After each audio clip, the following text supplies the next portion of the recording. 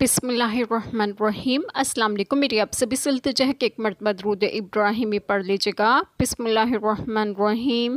اللہم صلی علی محمد وعلی آل محمد کما صلیت علی ابراہیم وعلی آل ابراہیم انک حمید مجید۔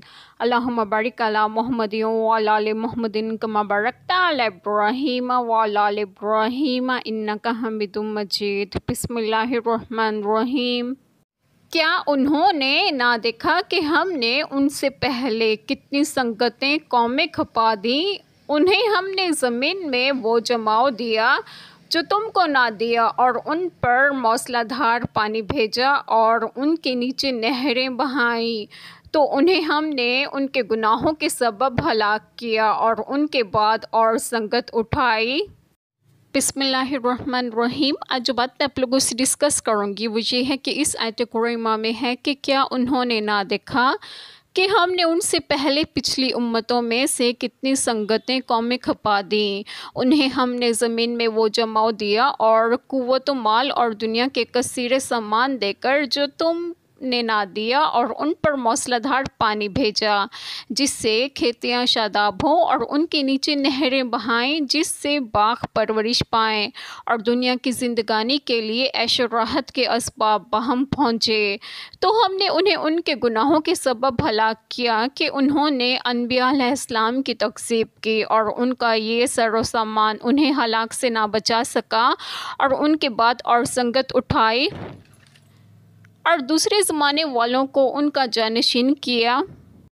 مدعا یہ ہے کہ گزری ہوئی امتوں کے حال سے عبرت و نصیحت حاصل کرنا چاہیے کہ وہ لوگ باوجود قوت و دولت اور کثرت مال و عیال کے کفر و طغیان کی وجہ سے ہلاک کر دیے گئے، تو چاہیے کہ ان کے حال سے عبرت حاصل کریں، خواب غفلت سے بیدار ہوں۔ اس میں کفار کو متنبہ کیا جا رہا ہے کہ کیا انہیں معلوم نہیں کہ ان سے پہلے کئی اقوام مثلاً قوم نوح، عاد اور سمود اور آل فرعون جو قوت و اقتدار میں ان سے کہیں بڑھ کر تھے، اور بارشوں اور نہروں کی وجہ سے ان کے باغ اور کھیت سرسبز و شاداب تھے، اور عیش و خوشحالی کا دور دورہ تھا۔ جب انہوں نے بغاوت اور سرکشی کی تو ہم نے ان کے نام نشان مٹا دیے، پھر ان کے بعد اور قومیں پیدا کر دیں۔ جب تم سے زیادہ طاقتور قوموں کو ہم نے ان کے گناہوں کی وجہ سے ہلاک کر دیا، تو تمہاری کیا حیثیت ہے؟ اس آیت کریمہ سے معلوم ہوا کہ دنیاوی ترقی اللہ تعالیٰ کے راضی ہونے کی دلیل نہیں ہے،